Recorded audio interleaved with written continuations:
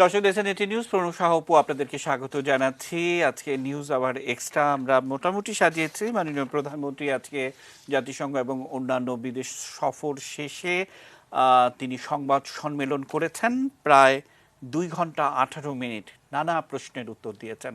যারা মোটামুটি সাংবাদিক এবং বা রাজনীতি করেন বা অর্থনীতি নিয়ে ভাবেন, তারা কিন্তু মোটামুটি এক ধরনের হোমওয়ার্ক করে ফেলেছেন যে মাননীয় প্রধানমন্ত্রী আসলে কি বলতে চাইলেন এবং এর ভেতরে কতটা পরিষ্কার কথা, কতটা ইঙ্গিতপূর্ণ কথা। কোনো ভনিতা কিংবা রাগঢাক না রেখে মাননীয় প্রধানমন্ত্রী অন্তত 48টি বিষয়ে কথা বলেছেন। আমরা সেগুলো নিয়ে একটু কথা বলার চেষ্টা করব। যাদেরকে আমন্ত্রণ জানিয়েছি পরিচয় করিয়ে দিতে চাই, কিন্তু তার আগে একটু বলবো মাননীয় প্রধানমন্ত্রী শেষ কথাটি মানে এমনভাবে বলেছেন, তিনি বলেছেন যে যতক্ষণই তার শ্বাস থাকবে ততক্ষণই বাংলাদেশের কাজ, বাংলাদেশের নানা অর্জন, বাংলাদেশের সেই এক অন্ধকার থেকে এই ধরনের আলোর কাছাকাছি যাওয়া, সেই সব কিছুই রয়েছে। আমরা একটু ছোট ছোট ভিডিও ক্লিপসে আমরা ভাগ করেছি, সেগুলো দেখানোর চেষ্টা করব। আন্তর্জাতিক প্রেক্ষাপট থেকে শুরু করে দেশের রাজনীতি আমরা সেই ধারাবাহিকতায় যাব। শুধু একটু পরিচয় করে রাখতে চাই, মাননীয় পররাষ্ট্রমন্ত্রী স্যারকে আমরা পেয়েছি, doctor A K Abul Momen sir. Sir কৃতজ্ঞতা আপনাকে, আমরা পেয়েছি আপনাকে। আমরা ইউজিসি অধ্যাপক এবং প্রধানমন্ত্রীর ব্যক্তিগত চিকিৎসক অধ্যাপক doctor A B M Abdullah স্যারকে পেয়েছি। আমরা আবুল কালাম আজাদ স্যারকে পেয়েছি, সাবেক মুখ্য সচিব এবং এসডিজি বিষয়ক সাবেক মুখ্য সমন্বয়ক। আমরা ডক্টর দেলোয়ার হোসেন অধ্যাপক আন্তর্জাতিক সম্পর্ক বিভাগ, ঢাকা বিশ্ববিদ্যালয়ের। আমরা মাননীয় প্রধানমন্ত্রীর একেবারে শেষ কথা যে কথা বলেছেন যে বাংলাদেশের রাজনীতি অর্থনীতির নানান প্রেক্ষাপট আমরা জানি, কি প্রেক্ষিতে আজকের বাংলাদেশের এখানে এসে দাঁড়াতে হয়েছে, কার নেতৃত্বে দাঁড়াতে হয়েছে, কে দেশকে আলোর দিকে এগিয়ে নিয়ে যাচ্ছেন। যারা একটু চোখ কান খোলা রাখি তারা অবশ্যই জানি। মাননীয় প্রধানমন্ত্রীর শেষ বক্তব্যটা একটু শুনে মাননীয় পররাষ্ট্রমন্ত্রী আপনাকে দিয়ে অনুষ্ঠান শুরু করতে চাইব। ৭৪-এর দুর্ভিক্ষ ঘটনার পিছনে যে একটা গভীর চক্রান্ত ছিল, তখন যিনি খাদ্য সচিব তাকে তো জিয়াউর রহমান মন্ত্রীও বানালো। কেন বানিয়েছিল তাকে?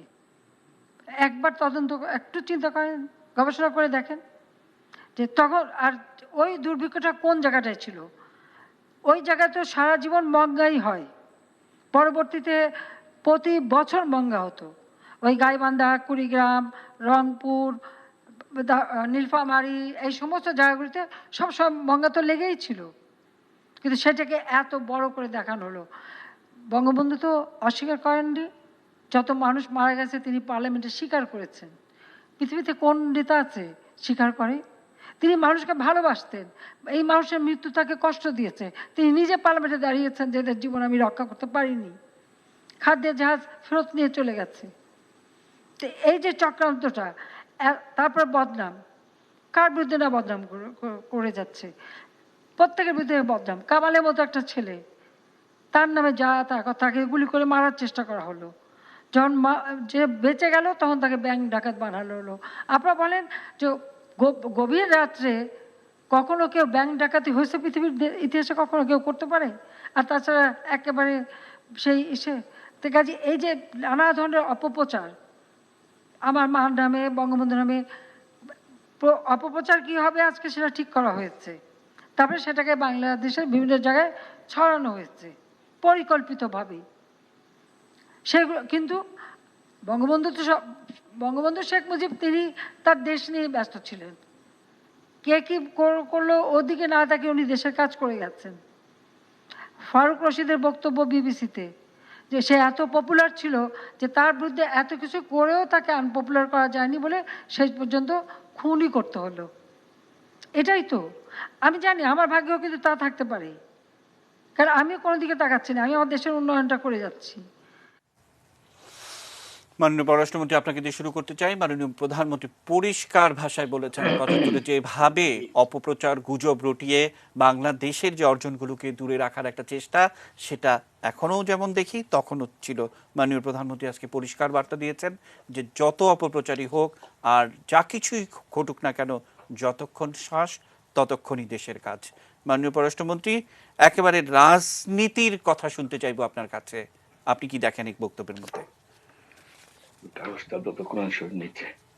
মাননীয় প্রধানমন্ত্রী এই অপপ্রচারের কথা পরেরটাই, হ্যাঁ ওটাই। আপনারা সবাই জানি, এবং অপপ্রচার গুলো এত ডাহা মিথ্যা, যেগুলো আপনার যে কোনো পাবলিক এইগুলো যে সব বানোয়াট। সেটা যেমন একটি অপপ্রচার যে মাননীয় প্রধানমন্ত্রী নাকি অসুস্থ। মাননীয় প্রধানমন্ত্রী 19 মাসে 1600 ঊর্ধ্বে 1600+ ওয়েবিনারে আপনার সেমিনার করেছেন, বক্তব্য দিতে উদ্বোধনী করেছেন, আর আমাদের থেকে আরো জুড়ে উনি হাঁটেন। এবারে ইউএনএতে সশরীরে গিয়ে উপস্থিত হয়েছে।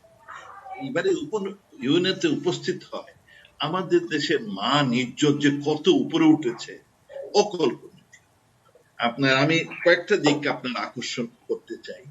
যেন মাননীয় প্রধানমন্ত্রী ইউএনএতে গিয়েছেন, যাওয়ার ফলে আমরা প্রথমত এই যে সাস্টেনেবল ডেভেলপমেন্ট গোলস, তার জন্য আমরা একটা পৃথিবীর মধ্যে 1 নম্বর দেশ হিসাবে অ্যাওয়ার্ডটা পেয়েছি।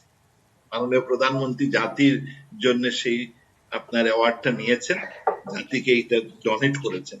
It is a great gain. দ্বিতীয়ত, মাননীয় প্রধানমন্ত্রী সেখানে গেছেন বলেই আমরা যতগুলো বড় বড় ইভেন্ট সবগুলোতে অত্যন্ত সম্মানের আসনে উপস্থিত হয়েছে।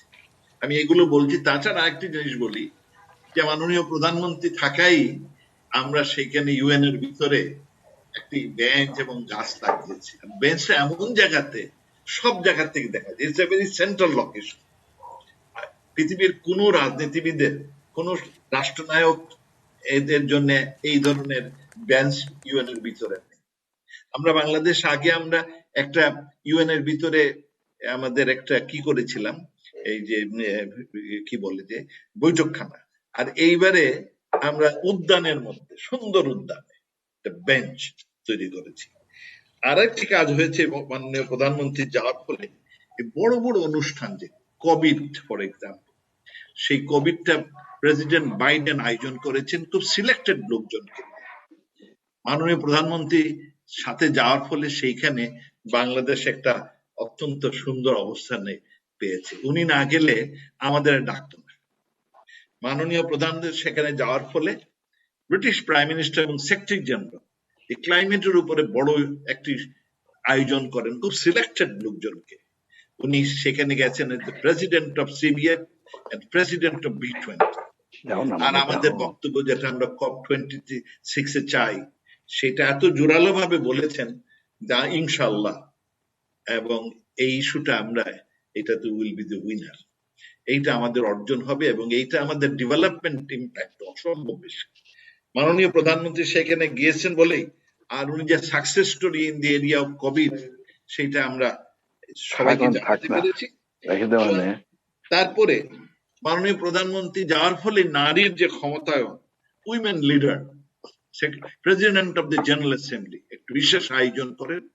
সেইখানে আমাদের নেতা, আমাদের প্রধানমন্ত্রী সেখানে উপস্থিত হয়ে ওই উইমেন লিডারশিপের যে ইভেন্ট, সেটাকে যেমন অনেক অনেক উচ্চ আসনে নিয়ে গেছেন, আর আমাদের হৃদয়টা রেখে আনন্দে ভরপুর করেছেন আমাদের লিডারশিপ।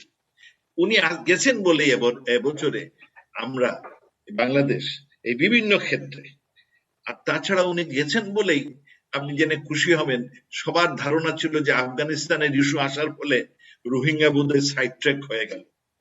মাননীয় প্রধানমন্ত্রী সেখানে কিনোট স্পিকার হওয়ার ফলে আপনার জেনে খুশি হবেন, প্রত্যেকটি বড় বড় দেশ, ইংল্যান্ড বলেন, ইউএসএ বলেন, নেইমিট, ইউরোপিয়ান ইউনিয়ন বলেন, তাদের প্রত্যেকের বড় বড় প্রতিনিধি সেখানে উপস্থিত হয়ে এক বাক্যে আমাদের যে রিপার্টিশন তার উপর জোর দিয়েছে। তা আমার মনে হয়, আমার দৃষ্টিতে মাননীয় প্রধানমন্ত্রীর সফর বাংলাদেশের জন্য বয়ে এনেছে সম্মান, আর আমাদের অর্জনের পথকে আরো অনেক অনেক সুগম করে দিয়েছে আপনার প্রতিটি ক্ষেত্রে। মাননীয় পররাষ্ট্রমন্ত্রী, আমার কাছে একটা জিনিস মনে হয়েছে, মাননীয় প্রধানমন্ত্রী আজকে তার ভাষণের একটি পর্যায়ে বলেছেন যে আমরা যে সমস্ত পুরস্কারগুলো পাই, বাংলাদেশ যেগুলো পায়, প্রতিটা পুরস্কারই মাননীয় প্রধানমন্ত্রী বাংলাদেশের মানুষের জন্য উৎসর্গ করেন। এবং তিনি একটি পর্যায়ে বলছেন যে সত্যি কথা বলতে কি, যে এখন তো আর বাংলাদেশ সেই অন্ধকারের দেশ না। 75-এর পরবর্তী 76, 77, 78 বাংলাদেশকে যেমন চিনাতে হতো, এবার অনেক শুধু হাতের কাছে যেগুলো থাকে সেগুলি বা পুরস্কার নেওয়ার জন্য দেশের বাইরে যাওয়া, সেটা সেটা একদমই তিনি করেন না। দারুণভাবে তিনি বলছিলেন। আমি একটু রাজনীতির প্রশ্ন করতে চাই মাননীয় পররাষ্ট্রমন্ত্রী, যেটা আমরা আজকে সংবাদের শিরোনামও করেছি, যেটি মাননীয় প্রধানমন্ত্রী বলেছেন যে কোন আশায় মানুষ বিএনপিকে ভোট দেবে সেটাও তো আমরা একটু দেখতে চাই। কেন, মানে কোথায় সমস্যাটা হলো? আমার সব মানে 3 নম্বর, যদি আমরা এই ভিডিও ক্লিপিংসটা একটু যদি দেখে আমি একদম মানে রাজনীতিবিদের মতো উত্তর শুনতে চাইবো আপনার কাছে, কোনো কূটনৈতিক ভাষায় নয়। জি। জানে যে তারা জিততে পারবে না। একটা দল কিভাবে জিতবে? তার নেতৃত্ব কোথায়? একজন এতিমের অর্থ আত্মসাৎ করে সাজাপ্রাপ্ত আসামি, আর একজন ঠিক 21 আগস্ট গ্রেনেড হামলা, 10টা অস্ত্র মামলা সহ অগ্নিসন্ত্রাস নানা ধরনের কর্মকাণ্ডের ফলে দেশান্তরী সাজাপ্রাপ্ত আসামি, তাদেরকেই নেতৃত্বে রেখেছে। তাহলে জনগণ কোন ভরসায় ওই দলকে ভোট দেবে আমাকে সেটা বুঝে বলেন। সাধারণত জনগণ কখন ভোট দেয়? তারা তো দেখে যে ক্ষমতায় যাবে কে। তো যদি এখন এটাই হয় যে একজন এতিমের অর্থ আত্মসাৎকারী আর একজন সাজাপ্রাপ্ত আসামি, তো সে তো তারা তো ইলেকশনও করতে পারবে না। এর ফলাফলটা হচ্ছে যে তাদের ভিতরে যে একটা বিশ্বাস যে ইলেকশনে তারা জিতবে বা যেতে পারবে, তো সেই বিশ্বাসটা তাদের নাই, হারিয়ে গেছে। তারা জানে যে তাদের কোনো সম্ভাবনা নাই। তখন সম্ভাবনা যখন নাই, তখন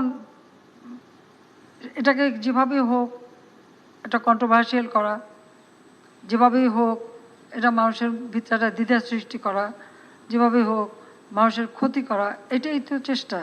কি ওদেরকে কে ভোট দেবে কে, আমাকে সেটা আগে জিজ্ঞাসা করেন।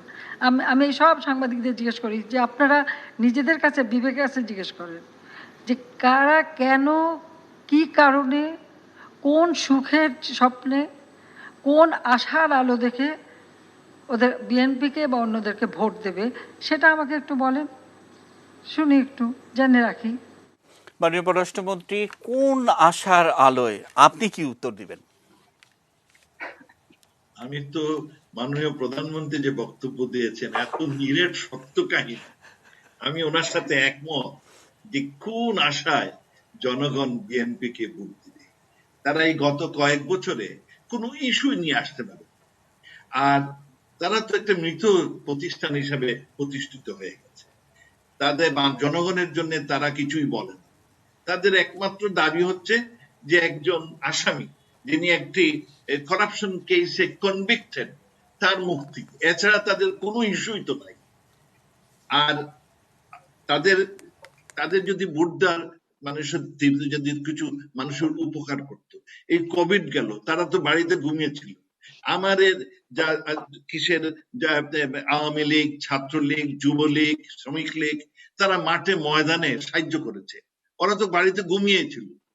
বিভিন্ন দুর্দিকে যদি দেখেন, বিএনপি তো they have no place anywhere, because মানুষের ধারে কাছে নাই।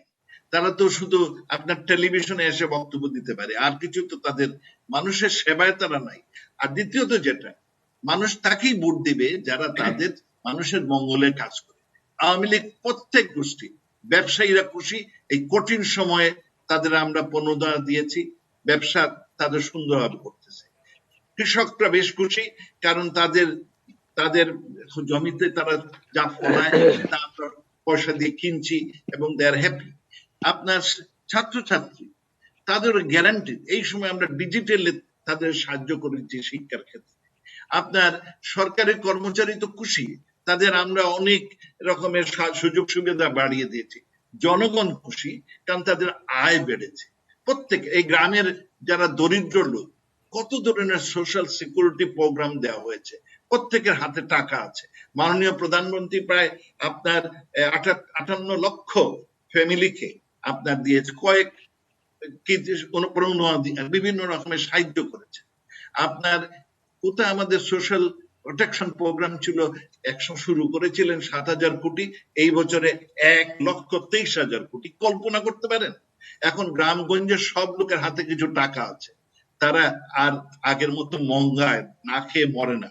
তারা এখন সব তারাও খুশি। তারা কাকে দিবে? যে তাদের মঙ্গল করে চুপ। দেখেন এই বছরে যে বাড়ি দিলেন, এই লক্ষখানেক বাড়ি, যারা একেবারে তৃণমূল, কোনোদিন বাড়ির কল্পনা করে নাই, মাননীয় প্রধানমন্ত্রী না চাইতে তাদের ঘরে তাকে বাড়ি ঘর দিয়ে দিয়েছে। সুতরাং প্রত্যেক শ্রেণী পেশার লোক আর হ্যাপি। প্রবাসীরা যেমন করেন, তাদেরও অসুবিধার সময় দেশ থেকে টাকা পাঠিয়েছেন। একজনও লোক এই কোভিড এর সময় না খেয়ে মরে নাই। প্রত্যেকের মাননীয় প্রধানমন্ত্রী ঘোষণা দিয়েছেন, আমাদের নির্দেশনা দিয়েছেন যে দেশবাসী একটু যাতে না খেয়ে না মরে। সুতরাং আপনি এইসব বিবেচনা করেন, তাহলে লোক কাকে ভোট দিবে? আওয়ামী লীগ ছাড়া অন্য কে ভোট দেওয়ার আছে? কারণ এই তো জনগণের সবচেয়ে বড় বন্ধু, এরাই তো ব্যবসার সবচেয়ে বড় বন্ধু, এরাই তো শিক্ষার সবচেয়ে বড় বন্ধু, এরাই তো আপনার গরিবের বা আওয়ামী লীগ গরিবের বন্ধু। আর এরা আমাদের যে স্বাধীনতার চেতনা, যে আমরা বঙ্গবন্ধুর স্বপ্ন সোনার বাংলা, সেই সোনার বাংলা অর্জনের পথে আমরা অগ্রসর হচ্ছি।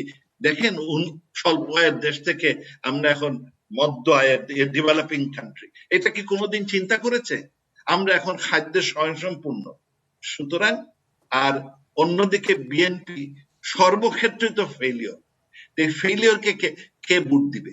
তার দ্বিতীয়ত তাদের লিডারশিপের প্রতি তাদেরই এই শর্তের কথা, মানে ফেলিওর, এবং তারা মাননীয় প্রধানমন্ত্রী আরেকটি জায়গায় বলেছেন একই ইয়েতে যে 2008 সালে এত কথা এত কিছু কই 2008 সালের নির্বাচনে কেন তারা জিতে পারলো না, সেটি একটি দিক। আবার যে অপপ্রচারের বিষয়টি আমরা দেখি, বা বঙ্গবন্ধুর বিরুদ্ধে শেখ কামালের বিরুদ্ধে যেটা কিছুটা ইঙ্গিত দিলেন, আমি আব্দুল্লাহ স্যারের কাছ থেকে একটু শুনবো। স্যার, আমরা নানা পর্যায়ে আমাদের গবেষণায় আমরা দেখেছি যে জাতির পিতার যে দ্বিতীয় বিপ্লব কর্মসূচি, সেই দ্বিতীয় বিপ্লব কর্মসূচির অনেকগুলো অর্জন মাননীয় প্রধানমন্ত্রীর হাত ধরে। একেবারে তিনি আজকে পরিষ্কার ভাষায় বললেন যে এই করোনাকালীন সময়ে ছাত্রলীগের ছেলেরা বা রাজনৈতিক কর্মীরা ক্ষেতের ধান কেটে দেয়া থেকে শুরু করে সমস্ত কিছু কিন্তু করলো আধুনিক কৃষি ব্যবস্থাপনায়। তো এই বিষয়গুলো কিন্তু একেবারে বিদ্যুৎ থেকে শুরু করে সমস্ত কিছু দ্বিতীয় বিপ্লব কর্মসূচির মধ্যে ছিল। কিন্তু বাংলাদেশে সেই সময়ে যারা অপরাজনীতি করে তারা কি করলেন? নানা মাত্রিক অপপ্রচারে সমস্ত অর্জনগুলোকে ধ্বংস করার একটা চেষ্টা করলেন। আমরা মাননীয় প্রধানমন্ত্রী সেই অংশটি একটু শুনবো, শুনে আব্দুল্লাহ স্যার আপনার কাছে আসতে চাইবো।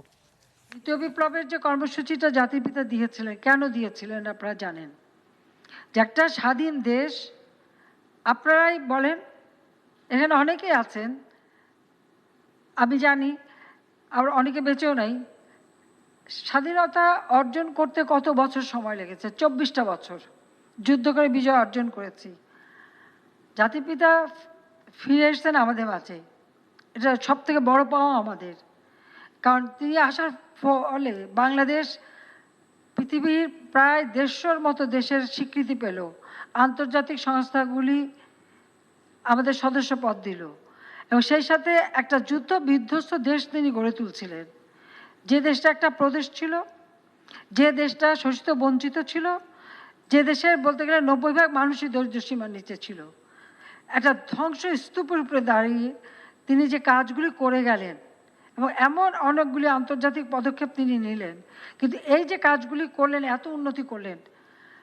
আপনি যদি সেই 72 সাল থেকে বেশ কিছু পত্রিকা বেরোলো, সেই লেখা, আমাদের অনেক যারা লেখক তাদের লেখা, আমরা যদি সেগুলো এখন আবার নতুন করে পড়তে শুরু করি, সেগুলি পড়লে আমার যেটা মনে হয় যে কেন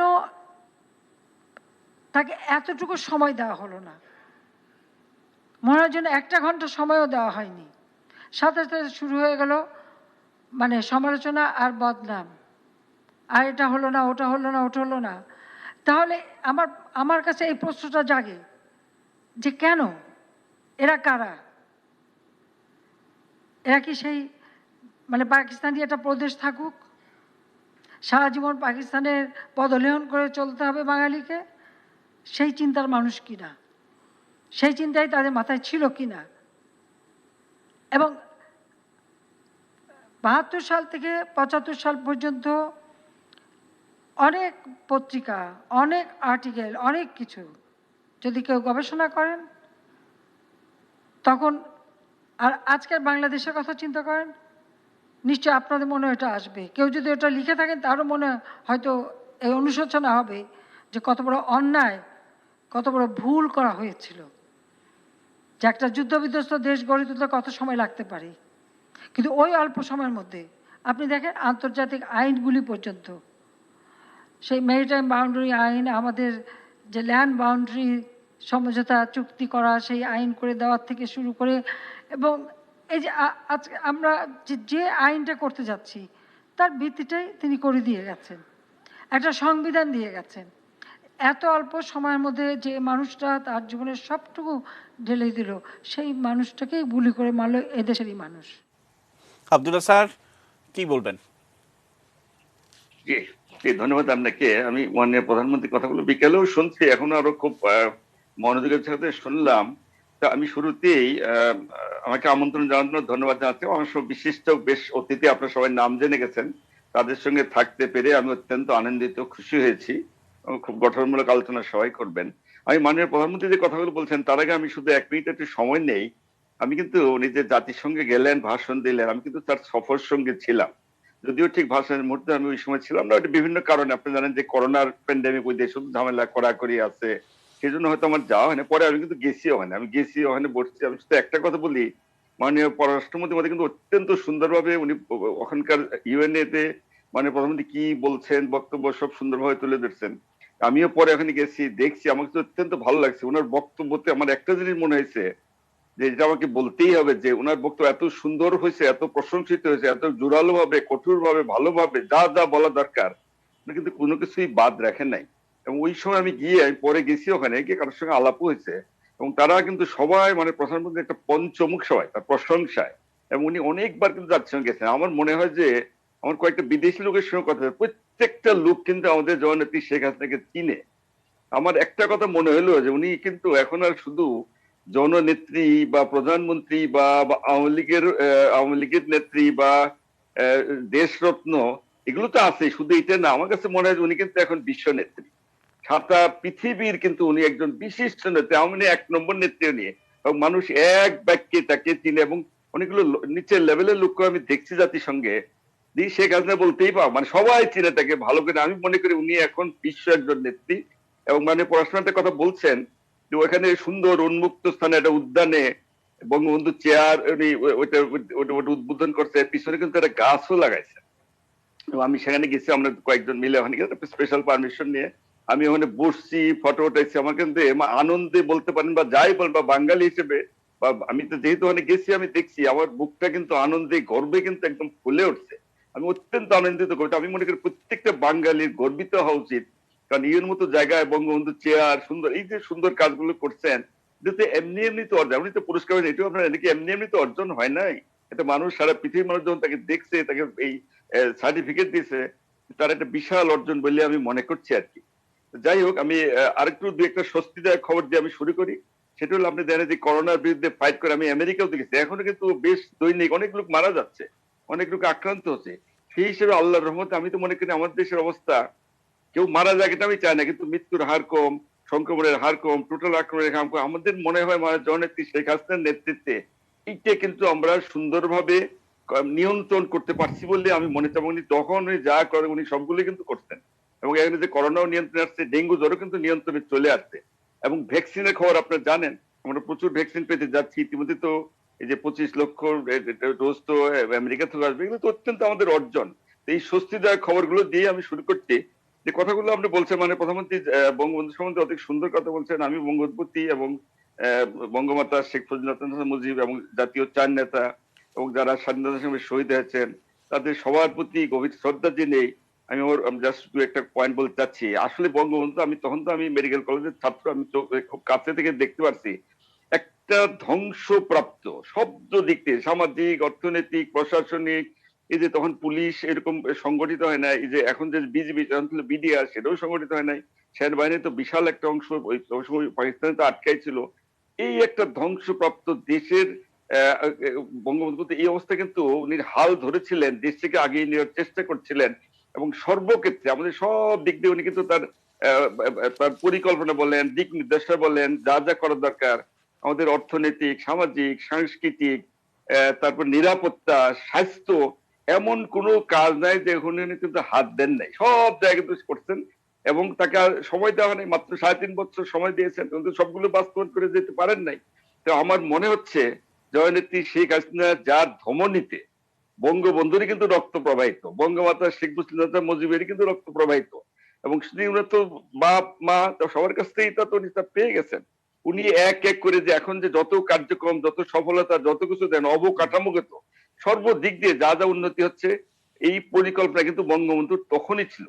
এবং জননেত্রী শেখ হাসিনার নেতৃত্বে, তারই মাধ্যমেই বঙ্গবন্ধুর প্রত্যেকটা কাজ, প্রত্যেকটা স্বপ্ন এক এক করে কিন্তু বাস্তবায়িত হতে চলছে। অনেকগুলো হয়ে গেছে এবং আগামীতে দেখবেন যেগুলো বাকি আছে, এগুলো আমি মনে করি ওনার হাত দিয়ে সব এগুলো বাস্তবায়িত হবে। বাংলাদেশ বঙ্গবন্ধু চেয়েছিলেন ক্ষুধা মুক্ত, দারিদ্র মুক্ত, একটা সোনার বাংলা উনি করতে চেয়েছিলেন। জননেত্রী শেখ হাসিনা উনি কিন্তু ওইভাবেই কাজ করে যাচ্ছেন, ওইভাবেই করে যাচ্ছেন। এবং আপনি জানেন যে উনি তো অলরেডি বলছেন যে বঙ্গবন্ধুর ঘটনা তো আপনার সবাই জানেন, ওনার কি কি নির্মম ভাবে তাকে পরিবার পরিজন সহ তাকে শহীদ করা হলো।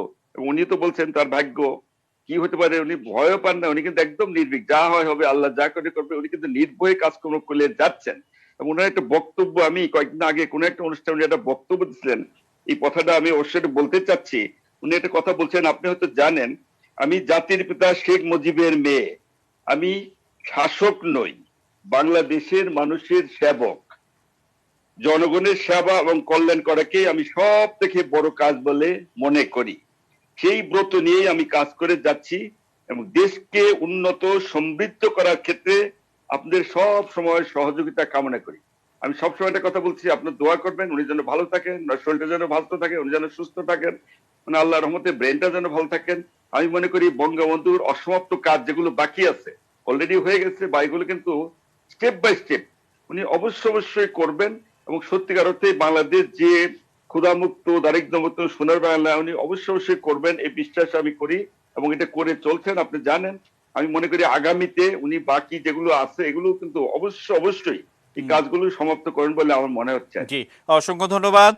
আমি শুধু আমাদের সঙ্গে আবুল কালাম আজাদ স্যার রয়েছেন, ডক্টর দেলোয়ার স্যার আছেন। আমি শুধু একটু প্রশ্নটি ধরিয়ে রাখতে চাইবো যে বিশেষ করে রিফিউজের দিন নিয়ে মাননীয় প্রধানমন্ত্রী কথা বলেছেন।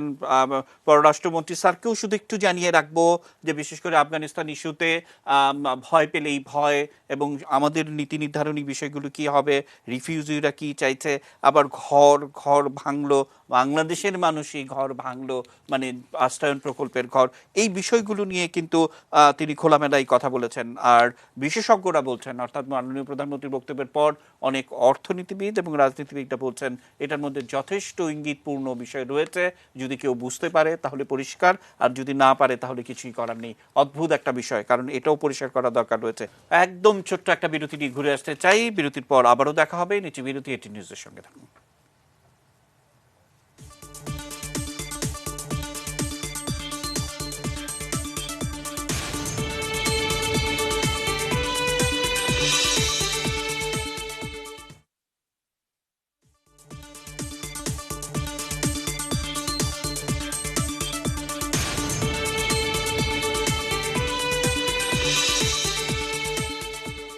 বিরতির পর আবার আমন্ত্রণ। মাননীয় প্রধানমন্ত্রীর আজকের সংবাদ সম্মেলনের একটা ছোট্ট ক্লিপিংস দেখে যে বিশাল রোহিঙ্গাদের বোঝা পালন করতে হচ্ছে, সেটা আমরা নিয়ে আমরা আন্তর্জাতিক বিশ্লেষক দেলোয়ার স্যার এবং আবুল কালাম আজাদ স্যার আছে তার কাছে যাব, তারপর আমরা আবারও একটু পররাষ্ট্রমন্ত্রীর মন্তব্য শুনব।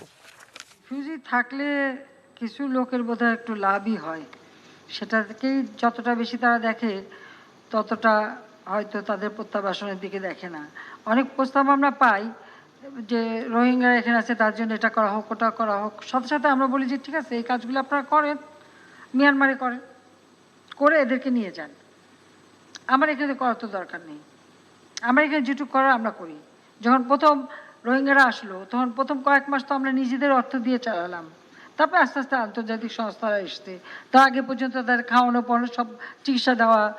40,000 প্রেগনেন্ট ওম্যান ছিল, তাদের ডেলিভারি করানো থেকে শুরু করে সব কাজই তো আমরাই করেছি।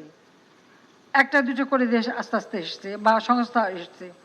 তা আমাদের কাছে যখনই আন্তর্জাতিক সংস্থা কোনো মানে ওরকম দাবি করে বা বলে, আমি সোজা বলে দিই যান মিয়ানমারে, ওখানে ঘর করেন, ওখানে স্কুল করেন, ওখানে হাসপাতাল করেন, ওদের থাকার জায়গা করেন, আমার এখানে করা লাগবে না। আর আমার এখানে যেটা করা সেটা আমি করে দিয়েছি, সেখানে যান, কিন্তু সেটা করা লাগবে না। তো মনে হয় জন্য এটাও আসলে যেটা আমার একটা ধারণা যে সব কিছুতেই যেন একটা ব্যবসা, আমি খালি এইটুকু বলবো। তারপর আমার এর মধ্যে কিছু কিছু আছে আন্তরিক, তাদের কাছে ভালো সাড়া পাই, আর কিছু আছে যে শুনে যান, এই পর্যন্তই। সমস্যাটা এখানেই। আজ পর্যন্ত যেখানেই যে মানে যারা গেছে, আপনি দেখেন 92 সাল থেকে এই যে যাকে হয়তো, ও কিন্তু 92 সালে এখানে এসছে, 92 সাল থেকেই কিন্তু সে বাংলাদেশে আছে। হ্যাঁ, ও তো 92 সাল থেকে আছে। তখন একসাথে 91 সালে একসাথে রোহিঙ্গা আসলো, তখন আলোচনার মাধ্যমে কিছু ফেরত গেল, প্রায় 3 লাখের মতো থেকে গেল, তারা আর যায়নি কখনো। আর এবারে আসলো প্রায় 7-8 লাখ মিলে, এই সব মিলে 11 লাখের মতো হলো। আর পাকিস্তানি রিফিউজি তো সেই 48 সাল থেকেই আছে, তা তো তাদের তো আর ফেরতই নিল না। ওইটা আবার সবাই ভুলেও গেছে যে আমরা আরও এক বিশাল অঙ্কের রিফিউজি পালন পোষণ করছি, তারা হলো পাকিস্তানের রিফিউজি। তো পাকিস্তানও তাদের নেয় নাই, নেবেও না। তো এদের এখন জেনারেশনের পর জেনারেশন চলে এসছে।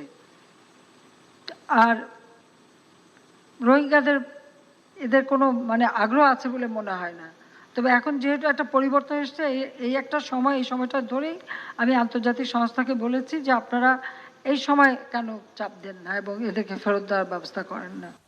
অসংখ্য ধন্যবাদ। আমরা দেলোয়ার স্যার আপনার মন্তব্য শুনে আজাদ স্যারের কাছে যাব। একদম পরিষ্কার কথা, মহিবুল্লাহর কথা বললেন, 91 সালে এলেন, ফিরে তো গেলেনই না, এবং মহিবুল্লাহর মৃত্যুর পর দেখি আন্তর্জাতিক সংস্থাগুলো নিরাপত্তার কথা বলে, কিন্তু একটা আন্তর্জাতিক সংস্থাও এদের ফেরত যাওয়ার কথা বলেন না। আপনারা কি বলেন তার প্রেক্ষিতে মাননীয় পররাষ্ট্রমন্ত্রীর কথা শুনবো। দেলোয়ার স্যার কি জানাবেন? ধন্যবাদ প্রণব। একেবারেই নির্জলা সত্য কথা বলেছেন মাননীয় প্রধানমন্ত্রী। কারণ আমরা আমরা জানি, এবং আমরা যারা রোহিঙ্গা সমস্যা সহ এরকম সমস্যাগুলো আমরা পর্যবেক্ষণ করছি, এবং আন্তর্জাতিক সম্পর্কের ইতিহাস থেকে যদি আমরা দেখি, এখানে একেবারেই এক ধরনের কন্ট্রাডিক্টরি অবস্থান আমরা দেখতে পাই। আমরা হয়তো কয়েকটি রাষ্ট্রের কথা বারবার বলি জাতিসংঘের নিরাপত্তা পরিষদের জায়গা থেকে, কিন্তু বাস্তবে আমরা দেখতে পাই যে এই যে আন্তর্জাতিক কিছু সংস্থা বলেন অথবা কিছু রাষ্ট্র যারা এই রোহিঙ্গা ইস্যুতে এমন ভাবে কথা বলেন যে এই ইস্যুটা মানে বাংলাদেশে যেভাবে বাংলাদেশের মানবতার জায়গা থেকে বা বাংলাদেশের যেভাবে নিজস্ব রিসোর্স দিয়ে এবং বাংলাদেশ ভাষাঞ্চলে বাংলাদেশের নিজস্ব অর্থায়নে যেভাবে তাদের জন্য একটা ফ্যাসিলিটি তৈরি করা হয়েছে, সেই বিষয়গুলোকে ভুলভাবে উপস্থাপন করার চেষ্টা করা হয়। এমনকি মাননীয় প্রধানমন্ত্রীর সাথে আমি একমত, উনি যে কথাগুলো বলেছেন যে এই যে এই ধরনের যে বাস্তুচ্যুত এবং অত্যন্ত বিপন্ন মানুষদের নিয়ে এক ধরনের রাজনীতি, এক ধরনের যে কথাটি উনি বলেছেন যে এই যে এক ধরনের আপনার মানে মানি মেকিং এক ধরনের প্রবণতা আমরা দেখতে পাই। তো এখানে এই যে মিয়ানমারের উপরে চাপ সৃষ্টি করা, যে চাপটি একদিকে যেমন আন্তর্জাতিক পর্যায় থেকে হতে পারতো, আমাদের মাননীয় প্রধানমন্ত্রী সেই 2017 সালে 5 দফা প্রস্তাবে যে কথাগুলো বলেছিলেন এবং পরবর্তীকালে উনি প্রতিবার উনি রিটারেট করেছেন, এবং যেই চাপটা আন্তর্জাতিক পর্যায় থেকে হওয়া দরকার ছিল সেটি হয়নি, এবং সেই বিষয়ে আমাদের যে হতাশা বা আমাদের যে একটা নিঃসন্দেহে একটি খুব জেনুইন ক্ষোভ আমাদের আছে। একই সঙ্গে আমি বলবো যে দেশি এবং বিদেশি অনেক সংস্থা বা আপনার নাগরিক সমাজের অনেক প্রতিষ্ঠান আছে যারা আসলে যেই চাপটা মিয়ানমারে প্রয়োগ করা উচিত সেই চাপটা বাংলাদেশে দেওয়ার চেষ্টা করছে। অর্থাৎ এখানে আমি আবারও আসতে চাই আপনার কাছে, আজাদ স্যারের কাছে যাব। আজাদ স্যার, কতটা দুর্ভাগ্য আমাদের, এবং রাজনীতি বা মাননীয় প্রধানমন্ত্রী তো পরিষ্কার করেই বললেন, আবার ওয়ার্ল্ড ব্যাংকের কোনো কোনো কর্মকর্তা অতি উৎসাহী হয়ে যে আমরা যদি রোহিঙ্গাদের এই করি ওই করি তাহলে একটু লোন, কিন্তু মানে এই যে বিষয়গুলো সাহস করতে গিয়ে আসে। আজাদ স্যার কি যুক্ত করবেন? ধন্যবাদ প্রণব। আমি আপনি সুনির্দিষ্ট যে প্রশ্নটি করেছেন সেখানে যাওয়ার আগে আর দু একটি বিষয় উল্লেখ করে সেখানে যাব। এবারের জাতিসংঘের যে সাধারণ পরিষদের যে সভাটা হলো, এটি মূলত যদি সামারাইজ করেন তাহলে এটি হচ্ছে উন্নয়ন এবং জলবায়ু সম্মেলনের একটা যৌথ কার্যক্রম। মাননীয় প্রধানমন্ত্রী যে কথাগুলো আজকে বলেছেন এবং এই যে জাতিসংঘের যোগদানকালীন সময়ে যে কথাগুলো বলেছেন তার সামারি হচ্ছে এরকম: প্রধানমন্ত্রী মহোদয়ের বক্তব্য করোনা টিকা হবে এটা বৈশ্বিক সমস্যা, এখানে সকল অধিকার নিশ্চিত করতে হবে। জলবায়ু অভিঘাত মোকাবেলায় একযোগে কাজ করতে হবে এবং 1.5 ডিগ্রি $500 বিলিয়ন এইটি নিশ্চিত করতে হবে।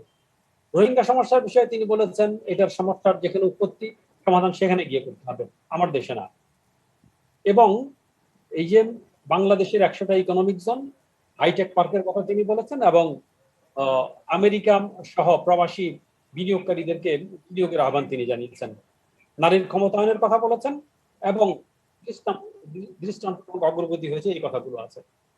মাননীয় প্রধানমন্ত্রী এই সংবাদ সম্মেলনে এই জাতিসংঘের কার্যক্রমের পাশাপাশি বাংলাদেশের সামগ্রিক উন্নয়ন পরিকল্পনার একটা চিত্র তুলে ধরেছে।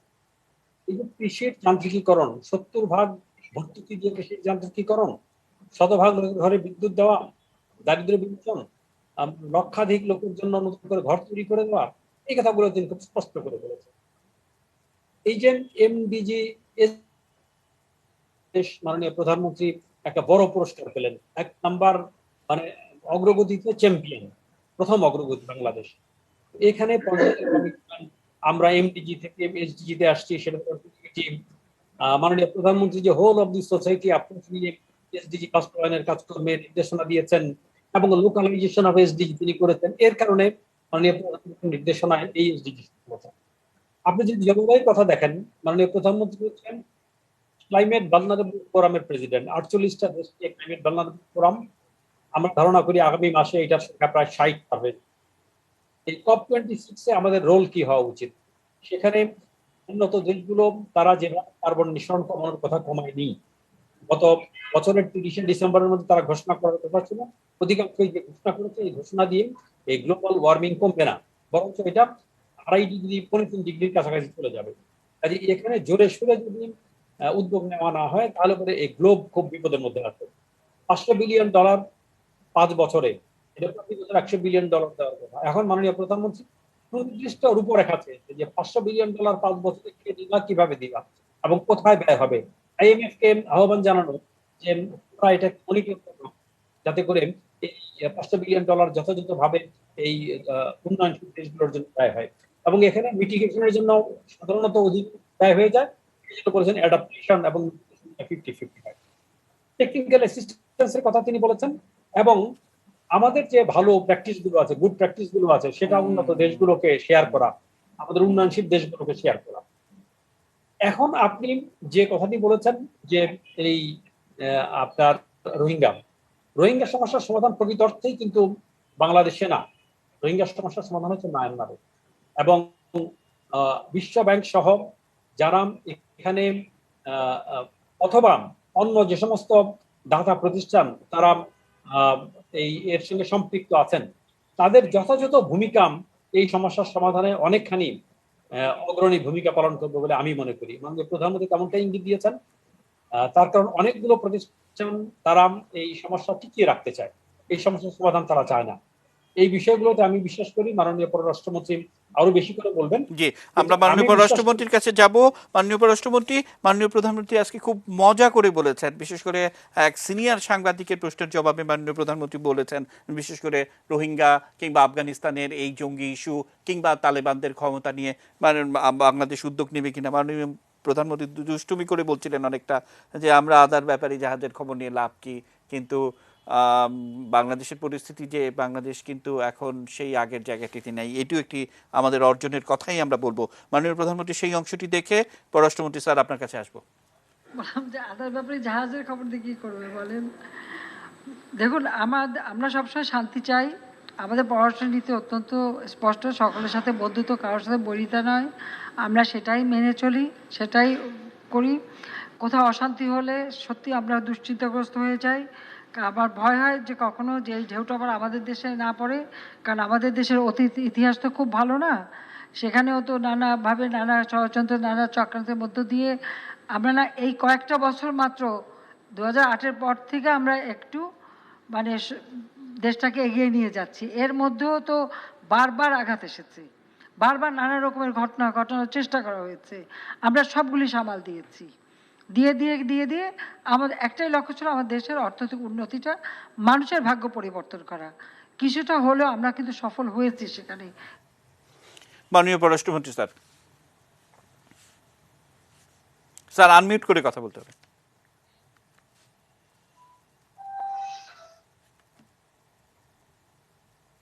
আমাদের রাষ্ট্রনায়ক শেখ হাসিনা যে বক্তব্যটা দিয়েছেন অত্যন্ত আপনার সঠিক কথা, যে আমরা এই উপমহাদেশের শান্তির একটি দেশ, এবং বঙ্গবন্ধু চেয়েছিলেন Bangladesh should be Switzerland of the east, যে এই সারা উপমহাদেশে শান্তি বিচ্ছুরিত করবে, এবং তাই আমরা করছি। তবে আমাদের সময় কিছু সমস্যা হয়, এবং 2008-এর পর থেকে দেখেছেন সব সমস্যা আমরা একটা বন্ধুত্বের ভাব নিয়ে সমস্যার সমাধান করেছি। আমাদের প্রতিবেশীর সাথে এখন আমাদের সম্পর্ক অত্যন্ত মধুর, সোনালী অধ্যায়। ইন্ডিয়া বলেন, নেপাল বলেন, ভুটান বলেন, শ্রীলঙ্কা বলেন, মালদ্বীপ বলেন, থাইল্যান্ড বলেন, সবগুলোর সাথে। মায়ানমার সাথে আমাদের সম্পর্ক কিন্তু খারাপ না, যদিও হ্যাঁ একটা হিক্কাপ হয়েছে, তারা কিছু লোক পাঠিয়েছে। মাননীয় প্রধানমন্ত্রী বলেছেন যে এটা আগেও 92-তে তারা 2,37,000 লোক নিয়ে গেছে তাদের। তবে এবার এই সংখ্যাটা কম, তবে আমরা আশাবাদী যে আমরা আলোচনার মধ্যে, আমাদের যেহেতু বন্ধুত্ব সবার সাথে, আমরা আলোচনার মধ্যে তাদের দেশে ফেরত যাবে। আমাদের 1 নম্বর প্রায়োরিটি হচ্ছে রোহিঙ্গা, তাদের নিজের দেশে যাবে, এবং রোহিঙ্গারা তাই চায়, এবং আমরা সেই পরিবেশ সৃষ্টির জন্য সব রকমের চেষ্টা চরিতার্থ করছি। আমার কেন জানি বিশ্বাস যে আমাদের এই প্রসেস সাকসেসফুল হবে। আর আফগানিস্তানের কাহিনী মাননীয় প্রধানমন্ত্রী বলেছেন, সেটা আপনাদেরও জানা, আমাদেরও জানা, কিন্তু আল্লাহর রহমত শেখ হাসিনা থাকার ফলেই আমরা দেশে এখন আর সন্ত্রাস নাই, আমাদের দেশে এখন সন্ত্রাস মুক্ত। এটা সম্ভব হয়েছে আমাদের প্রধানমন্ত্রীর জিরো টলারেন্স, এবং দ্বিতীয়ত Bangladesh cannot be a hub of terrorism, সেই সব কারণে সম্ভব হয়েছে। আমরা ইভেন আফগানিস্তানের ব্যাপারে যেটি, আমরা আমাদের রাষ্ট্র, আমরা তাদের মানুষের মঙ্গল হোক, সেটা মাননীয় প্রধানমন্ত্রী সবসময় বলেন, সকলের মঙ্গল চান, সেই অনুযায়ী যা যা সাহায্য করার আমরা তাদের সাহায্য করব। তবে তাদেরও আপনার এই যথেষ্ট রেসপন্সিবিলিটি নিতে হবে। স্যার এটা একটা যথেষ্ট রেসপন্সিবিলিটির কথা বললেন, এবং আমরা আমাদের যে জায়গাটিতে এসেছি এবং রোহিঙ্গা এবং যে ব্যবসার বিষয়টি, সেটিও আমি আপনার কাছ থেকে একটু শুনতে চাইবো। মানে সেই ধারাবাহিকতায় যেমন একটা থাকে, বিশাল পরিমাণ রিফিউজি আমাদের পালন করতে হচ্ছে, এবং আবার আমাদের উন্নয়ন বা সেখানে আইন শৃঙ্খলা পরিস্থিতি অবনতি, সেই জায়গায়ও এগুলোর একটা প্রভাব পড়ে। আবার যারা বড় বড় কথা বলেন, তাদের নিরাপত্তা দেওয়া হলো না কেন, সেটার জন্য আমাদের আবার একটা কবরদারির মধ্যেও রাখেন। এগুলি এক ধরনের অস্বস্তি তৈরি করে কিনা? মাননীয় পররাষ্ট্রমন্ত্রী স্যার। বড় বড় কথা বলেন, তাদের দেশেও তো দুর্ঘটনা ঘটে। তাদের দেশে ওই যে আমার এই গত পরশু যতে দেখলাম, একটা আমাদের ব্রিটিশ বাংলাদেশি শিক্ষিকা সাবিনা, তাকে হত্যা করা হলো। এই নিয়ে আমরা তো হইচই করিনি, বুঝছেন। আর কিংবা আমাদের আরো ব্রিটিশ প্রতিনিধি, তার সঙ্গে আমরা মনে করি সেই দেশের সরকার পরিপক্ক সরকার, তাদের সরকার সেই সব করে অ্যাকশন নিবে। এই আজকের ঘটনাটাই বলি, দেখেন যেটা হয়েছে, আমরা আশা করি যে ব্রিটিশ সরকার উইল টেক নেসেসারি অ্যাকশন, আমরা বিশ্বাস করি। কিন্তু আমাদের এখানে কোনো বড় বড় সরকার আপনার মাতব্বরী ভূমিকা পালন করেন, সেটা একটু বেমানান দেখায়। এই জন্য যে আসল ইস্যু যেমন মনে করেন এই রোহিঙ্গা গুলো তার দেশে ফেরত যাবে, সেই জন্য যে ধরনের চাপ মায়ানমার উপর প্রয়োজন করা উচিত। দেখেন গত 4 বছর ধরে রাখাইনে কোন ধরনের সংঘাত নাই, কোন ধরনের মারামারি নাই, কিন্তু তবুও এরা একটা সৃষ্টি করতে পারেন না, যে যাওয়ার ব্যবস্থা করতে পারেন না। আর কিন্তু আমাদের উপরে কন্টিনিউয়াসলি এরা কেমন করে আছে, ভালো আছে না খেয়ে আছে, ওখানে যারা আছে আরো 6 লক্ষ আছে, তাদের খেয়াল ওনারা করেন না।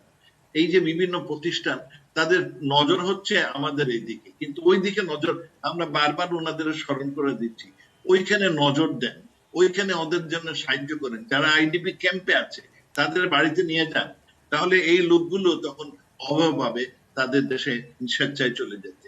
তা আমরা আমাদের বন্ধু রাষ্ট্রগুলোকে বলবো যে আপনারা ওইসব ব্যাপারেও কিছু নজর দেন। সত্যিকার ভাবে আমরা সবার বন্ধু, আমাদের কোনো শত্রু নাই, কিন্তু আমরা আপনার কনস্ট্রাকটিভ কি চাই, কনস্ট্রাকটিভ ক্রিটিসিজম যেমন চাই, কনস্ট্রাকটিভ আপনার ইফেক্টিভ আপনার স্টেপ চাই, যাতে এই সমস্যার সমাধান একটা স্থায়ী সমাধান হয়। আমরা সবসময় স্থায়ী সমাধানের পক্ষে। আর আমি আশাবাদী যে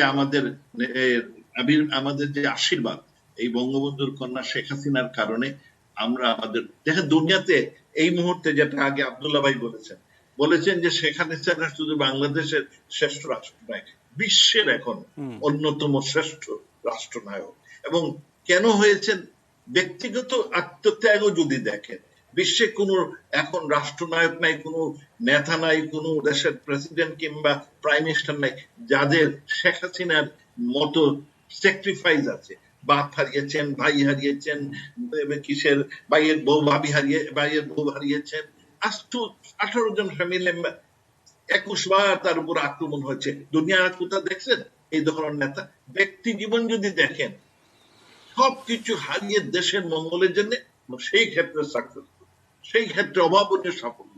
সুতরাং উনি যদি আমাদের সামনে আমাদের মাথা হয়ে থাকেন, আমার বিশ্বাস যে আমরা সব সমস্যার সমাধান করতে পারবো। অসংখ্য ধন্যবাদ স্যার। স্যার, দারুণ মন্তব্য। মানে যে তিনি যদি আমাদের যেভাবে পথ দেখাচ্ছেন যে কোনো সমস্যা না, এটা নাই, এটা তো বটেই। স্যার, আপনি আমাদের সঙ্গে থাকবেন, আরও একটি গুরুত্বপূর্ণ বিষয় আপনার কাছ থেকে শুনবো। আমি শুধু একটু আব্দুল্লাহ স্যারকে প্রশ্নটা ধরিয়ে রাখতে চাইবো।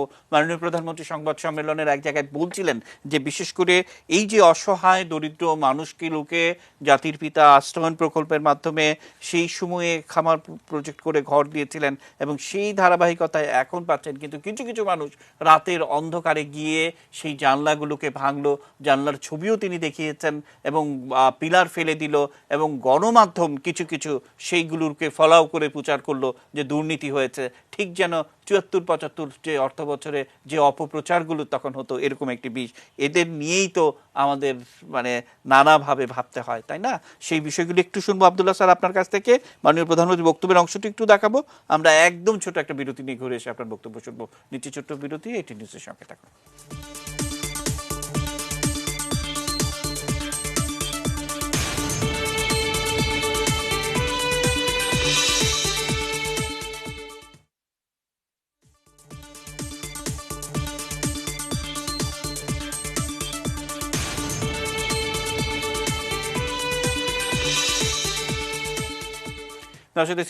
বিরতির পর আবার আমন্ত্রণ। আব্দুল্লাহ স্যারের কাছে প্রশ্ন রেখে যাওয়াই ছিল। আমি শুধু মাননীয় প্রধানমন্ত্রী সেই বক্তব্যটি একটু দেখিয়ে আব্দুল্লাহ স্যারের কাছে যাব।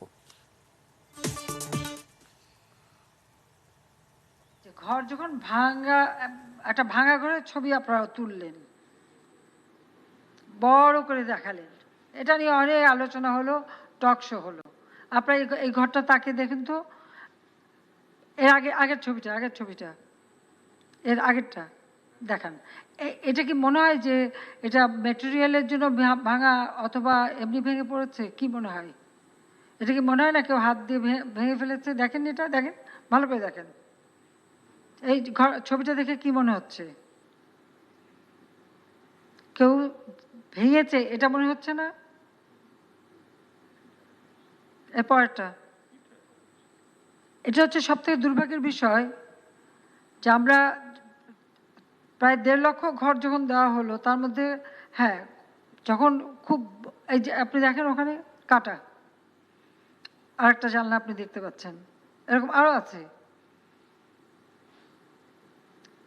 আমাদের ওখানকার প্রশাসনের কর্মকর্তা সহ সকলে তাৎক্ষণিকভাবে ওখানে ছুটে গেছে, প্রত্যেকটা জায়গা দেখেছে, এবং যে কয়টা মানে একেবারে হাতুড়ি দিয়ে ভাঙা সেগুলিও যেমন চিহ্নিত করা হয়েছে, আর কয়েকটি ঘর যেমন এক জায়গায় 500-600 ঘর, সেখানে অতি বৃষ্টি হলো যখন, সেই বৃষ্টির সময় নিচে পানির কারণে মাটি ধসে গিয়েছিল, তো সেই জন্য কয়েকটা ঘর নষ্ট হয়, এটা বাস্তব।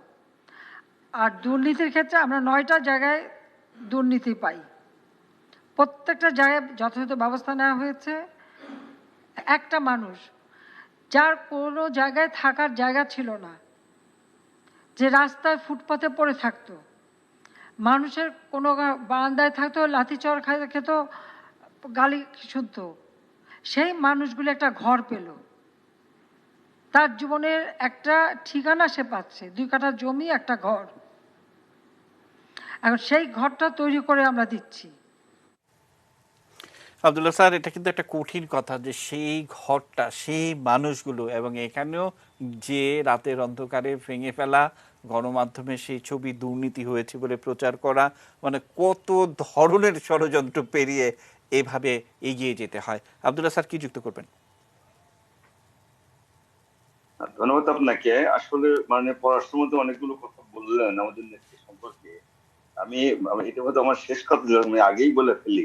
আমার ব্যক্তিগতভাবে ধারণা যে জয়নেত্রী উনি যেন সুস্থ থাকেন, ভালো থাকেন। উনি যদি থাকেন, আমি আছি, আমি ভালো থাকবো, আপনারা ভালো থাকবেন, আমরা বাহ, ভালো থাকবো, বাহ। দেশের জনগণ ভালো থাকবে, দেশের মানুষ ভালো থাকবে, এবং বাংলাদেশ আমি মনে করি অত্যন্ত নিরাপদেই থাকবে যতদিন যতদিন শেখ হাসিনা আছেন। উনি ভালো থাকলে আমরা সবাই ভালো থাকবো, এটা আমার মনে হয়। মানে এর আগেও অনেক যে চক্রান্ত বলেন, অপপ্রচার, এগুলো তো শেষ না। আগেও ছিল, এখনো আছে, ভবিষ্যতে হয়তো থাকবে। কিন্তু তার অযথাই উনি বাইরে গেলেন 20 মাস পরে, তার কত জরুরি ছিল যাওয়ার, হুম। জাতিসংঘে গেলেন, কত কিছু অবকাঠামোগত কত কিছু বলছেন, কিন্তু তো দরকার তো, এর জন্য কিন্তু অপপ্রচার কম হয় না। আমি দেখছি, আপনারাও দেখছেন নিশ্চয়ই। সুতরাং অপপ্রচার যারা করাবে করেই যাবে, এগুলোকে ওভারকাম করেই জননেত্রী শেখ হাসিনা কিন্তু এগিয়ে চলছেন, এগিয়ে যাবেন। ভবিষ্যতেও উনি আরো তার সুন্দর কাজকর্ম, তার যে দূরদর্শিতা বা দক্ষতা, তার পারদর্শিতা, এগুলো করে উনি কিন্তু দেশ থেকে এগিয়ে নিয়ে অবশ্যই যাবেন, এটা আমি বিশ্বাস করি। আপনার প্রশ্নেই আসি যে ঘরের কথা বললেন, আসলে তো প্রায় লক্ষাধিক, প্রায় 1.5 লক্ষ ঘর উনি দিচ্ছেন এগুলো, এবং এই মুজিব বর্ষে উনি তো বলছেন কেউ গৃহহীন থাকবে না, বিদ্যুৎহীন থাকবে না, অবকাঠামো তো যা, কারণ এক শোয়ার জায়গা নাই, 2 কাঠা জায়গা, একটা ঘর, তার কোনো ঠিকানাই ছিল না। কিন্তু এটা বিশাল অর্জন বলে আমার মনে হচ্ছে। তবে একটা কথা আমাদের মনে হয়, কাজ করতে গেলে হয়তো কিছু ভুল ত্রুটি হতেও পারে, কাজ করলেই সমালোচনা হয়, ভুল ত্রুটি হতেই পারে। 1.5 লক্ষ ঘর, সেখানে কয়েকটা তো একটু খারাপ হতেই পারে, এটাও তো আমাদের খুব বড়, মানে মানুষের অপপ্রচারটাই কিন্তু এখানে বেশি প্রাধান্য পাইছে। 1.5 লক্ষ ঘর, 10টা 20টা 15টা খারাপ তো হতেই পারে, অনেক সেখান থেকে উনি বলছেন, কিন্তু পরিকল্পিত ভাবে ষড়যন্ত্রমূলক হয়ে গেছে। আর 2-একটা হয়তো যে কোনো কারণে হয়ে গেছে, এটা হতেই পারে। কারণ কাজ না করলে তার কারো সমালোচনা, কাজ করলেই না সমালোচনা হয়। তারপর আমি তোমাকে একটা বিশাল কাজ, বঙ্গবন্ধু কিন্তু স্বপ্ন এটাই ছিল, যেটা আমি আগেও বললাম, কোনো মানুষ দরিদ্র থাকবে না, ক্ষুধা মুক্ত থাকবে, স্বাস্থ্য দ্বারা সবল চিকিৎসা পাবে, এক ঘরহীন থাকবে না। বঙ্গবন্ধুর এই স্বপ্ন কিন্তু আগেও ছিল। এই কাজগুলোই জননেত্রী শেখ হাসিনা করে যাচ্ছেন। আমি তো মনে করি যে মুজিব শতবর্ষে আরো যারা বেছে বেছে খুঁজে খুঁজে দেখে দেখে, যেখানেই যার ঘর নাই, বাড়ি নাই, শোয়ার জায়গা নাই, রাস্তাঘাটে পড়ে থাকে, যেটা উনি আগেই বললেন, লাথি খেয়ে থাকে, খেতে পারে না, তারা অন্তত একটা মাথা গুজার তাই কিন্তু পেয়ে যাচ্ছে। আগামীতে যারা বাকি আছে, আমি মনে করি সেগুলো করছে বিশাল অর্জন অবকাঠামোগত। শুধু ঘর কেন, আমরা যে বড় বড় মেগা প্রজেক্ট দেখেন, শীত মহলের সমস্যার সমাধান কি কেউ করতে পারছে? স্বাধীন দেশে থেকে ওরা স্বাধীন দেশের কোনো মর্যাদাই পায় না। আপনারা জানেন সবাই, সেটা কিন্তু উনি সমাধান করছেন, সমুদ্রের সীমা সেটা সমাধান করছেন।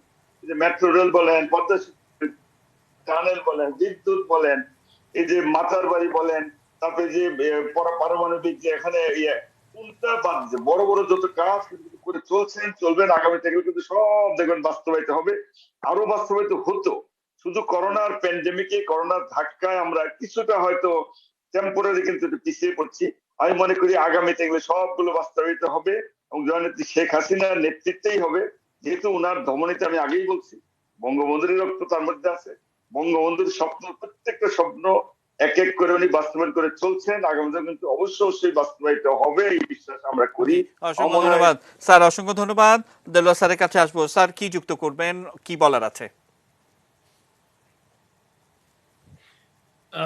না, এটি এটি তো অত্যন্ত আমি বলবো যে এটি অত্যন্ত মহৎ উদ্যোগ মাননীয় প্রধানমন্ত্রীর, এই জনকল্যাণমূলক এবং মানবতার জন্য যে সহায়তা উনি করছেন, এই যে নিঃস্ব গৃহহীন মানুষকে যে সহায়তা করা, এবং এইরকম একটি, আমি বলবো যে অত্যন্ত মানে জনকল্যাণমূলক কাজ, সেটাকেও প্রশ্নবিদ্ধ করা বা সেটার বিরুদ্ধে ষড়যন্ত্র, মানে বাংলাদেশের মানে আপনি রাজনীতি বলেন অথবা বাংলাদেশের ওভারঅল আমরা যে পরিস্থিতি লক্ষ্য করছি, মাননীয় প্রধানমন্ত্রীকে একদিকে যেমন এরকম মাইক্রো লেভেলের সমস্যাগুলো মোকাবেলা করতে হচ্ছে, ষড়যন্ত্র মোকাবেলা করতে হচ্ছে, আবার বৈশ্বিক পর্যায়ের যে ষড়যন্ত্র সেটিকে মোকাবেলা করতে হচ্ছে। তো এর মাধ্যমে কিন্তু মাননীয় প্রধানমন্ত্রী উনি অত্যন্ত পরিষ্কারভাবে দেখিয়ে দিয়েছেন সারা জাতিকে যে আসলে সমস্যাটা কোথায়।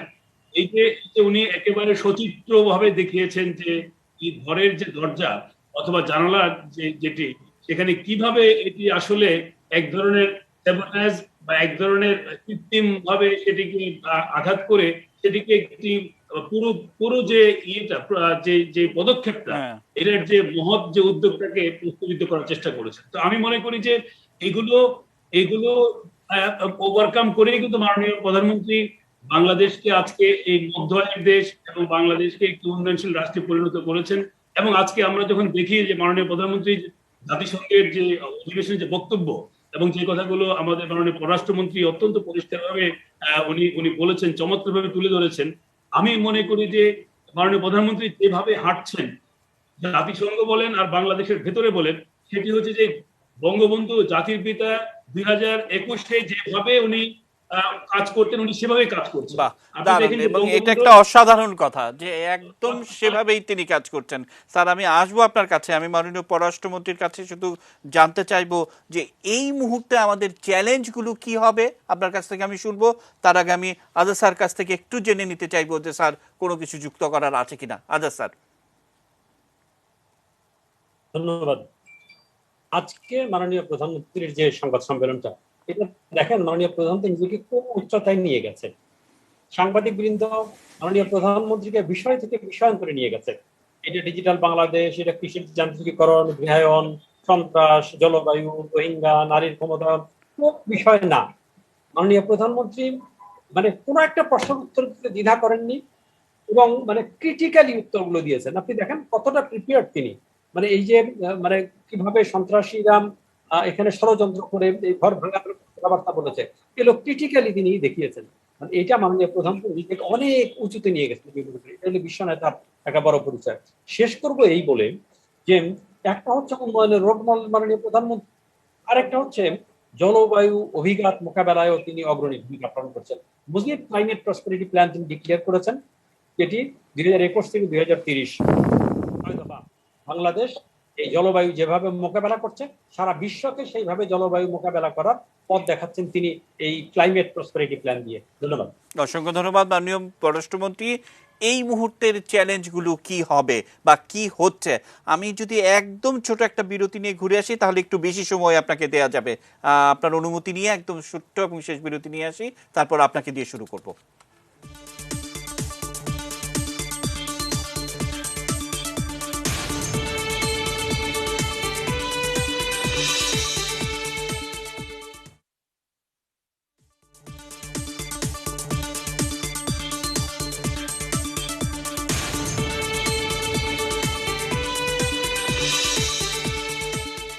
আমরা অনুষ্ঠানের একেবারে শেষ ধাপে পৌঁছে গেছি। মাননীয় পররাষ্ট্রমন্ত্রী স্যার, এই মুহূর্তের চ্যালেঞ্জগুলো কি?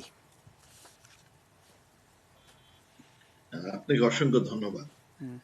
চ্যালেঞ্জ তো অনেক, কিন্তু আমরা চ্যালেঞ্জ কিভাবে মোকাবিলা করতে হয় সেটা আমাদের মাননীয় প্রধানমন্ত্রী আমাদের শিখিয়ে দিয়েছেন।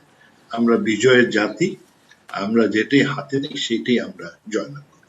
আর দ্বিতীয়ত যেখানে ওয়ার দে যে উইল, ইচ্ছা থাকলে উপায় হয়, এবং মাননীয় প্রধানমন্ত্রী এটা বারবার প্রমাণ করেছেন। ইচ্ছা থাকলে, খাদ্য ঘাটতির কথাই বলেন, ইলেকট্রিসিটির কথাই বলেন, ইচ্ছা ছিল বলে ওইগুলোতে আমরা সফলতা অর্জন করেছি। আমার চ্যালেঞ্জের মধ্যে এই কোভিডটা আমরা ম্যানেজ করে ফেলেছি। আমরা আমাদের যথেষ্ট রকম সাপ্লাই আছে ভ্যাকসিন, এবং আমরা আগামীতে এই কোপ্রোডাকশনে যাচ্ছি। আপনার আমার বড় চ্যালেঞ্জ হচ্ছে ক্লাইমেট চেঞ্জ। এইটা আমরা বিশ্ব জুড়ে যে একটা জেহাদ শুরু করেছি, তার ফলে আমাদের এই ক্লাইমেট চেঞ্জ এটা ডেভেলপমেন্ট প্রবলেম, এইটা আমরা কিন্তু বিভিন্ন রকমের সহযোগিতা পাবো। তাতে আমরা মনে করি এটা আমার সমস্যা না, সারা বিশ্বের সমস্যা। কিন্তু বাংলাদেশ যেভাবে নেতৃত্ব দিচ্ছে তা সারা বিশ্ববাসী, সেই জন্য বাংলাদেশকে ধন্যবাদ দেওয়া উচিত। বিশেষ করে মাননীয় প্রধানমন্ত্রী, সিবিএফ এর প্রেসিডেন্ট, B20 প্রেসিডেন্ট ব্যক্তিগতভাবে যে সমস্ত উদ্যোগ নিয়েছেন, অন্য কোন দেশ ডেভেলপিং কান্ট্রি চিন্তাই করে নাই যে এই ক্লাইমেটের ইস্যু নিয়ে। তখন 2009-এ তিনি স্ট্র্যাটেজিক প্ল্যান ডেভেলপ করেছেন। কেউ চিন্তা করে না 2100 সালে কি হবে, সেই 2100 সালে তিনি ডেল্টা প্ল্যান তৈরি করে দিয়েছেন। সুতরাং আমরা এই ক্ষেত্রে এই রিভার ইরোশনের লোক বাড়ি ঘর হারায়, চাকরি হারায়, তাদের জব হারায়, সেটার জন্য তিনি সজ্ঞান। এবং আমরা যেভাবে এটার উদ্যোগ নিয়েছি, আগামীতে অন্যদের অংশীদারিত্ব থাকবে বলে অন্যরা আমাদের এই বার্ডেন শেয়ারিং এ সাহায্য করবে। রোহিঙ্গার ইস্যু আমার মনে হয় এইটা আমরা যেভাবে তুলে ধরেছি, আমি আশাবাদী যে আমরা আলোচনার মাধ্যমেই এই সমস্যার সমাধান করতে। আমার চ্যালেঞ্জ 241 সালে আমাদের বঙ্গবন্ধুর স্বপ্ন, মাননীয় প্রধানমন্ত্রীর রোডম্যাপ, বাংলাদেশ হবে একটা উন্নত সমৃদ্ধশালী স্থিতিশীল অর্থনীতি, যেখানে ধনী দরিদ্রে আকাশ সম ফারাক থাকবে না, যেখানে অন্ন বস্ত্র বাসস্থান শিক্ষা সেবা স্বাস্থ্য সেবা সবার জন্য নিশ্চিত হবে। আপনারা দেখেন আমাদের মোটামুটি ভাবে অন্য সমস্যা নাই, বস্ত্র সমস্যা নাই, আর এখন বাসস্থানেরও ব্যবস্থা হয়ে যাচ্ছে। আমরা বাকিগুলোও ইনশাল্লাহ অর্জন করি। সেইগুলো অর্জন করার জন্য আমরা কয়েকটি পদক্ষেপ নিয়েছি। আমরা আমাদের ইনফ্রাস্ট্রাকচার, এগুলো নেওয়ার জন্য ইনফ্রাস্ট্রাকচার দরকার। সেটা আমরা বড় বড় আপনার দু ধরনের ইনফ্রাস্ট্রাকচার, টেঞ্জিবল ইনফ্রাস্ট্রাকচার, ইনটেঞ্জিবল দৃশ্যমান যেগুলো, এনার্জি, ডিজিটাল বাংলাদেশ আমরা করেছি। আর বড় বড় আমরা রাস্তাঘাট তৈরি করতেছি, আমরা বিভিন্ন জায়গায় এই পাওয়ার প্ল্যান্ট করেছি। আর অদৃশ্যমান যে আপনার ইনফ্রাস্ট্রাকচার, সেটা হচ্ছে গিয়ে রীতি নীতি, প্রসেস, প্রসিডিওর, এইগুলো আপনার doing business, ease of doing business, এইটারও আমরা যথেষ্ট উন্নয়ন করেছি। এবং ক্রমাগত ভাবে মাননীয় প্রধানমন্ত্রী সরকারের কর্মচারীর সাথে একটি চুক্তিবদ্ধ করেন বছরের পর, যাতে ডেভেলপমেন্ট যে অ্যালোকেশন গুলো টাইমলি এবং সময় মতো খরচ হয়। এইটাতে আমরা আরো জোর দিচ্ছি এবং আগামীতে এই চ্যালেঞ্জও আমরা মোকাবিলা করতে পারবো। আর এগুলো করতে পারলেই আমরা আমাদের স্মৃত লক্ষ্য, সেই সোনার বাংলা অর্জন করবো। অসংখ্য ধন্যবাদ স্যার, একদম কৃতজ্ঞতা আপনাকে। দেলোয়ার স্যার 30 সেকেন্ড সময় আপনাকে দিতে চাই। স্কিল ডেভেলপমেন্ট, আচ্ছা স্কিল ডেভেলপমেন্ট অলরেডি শুরু হয়েছে।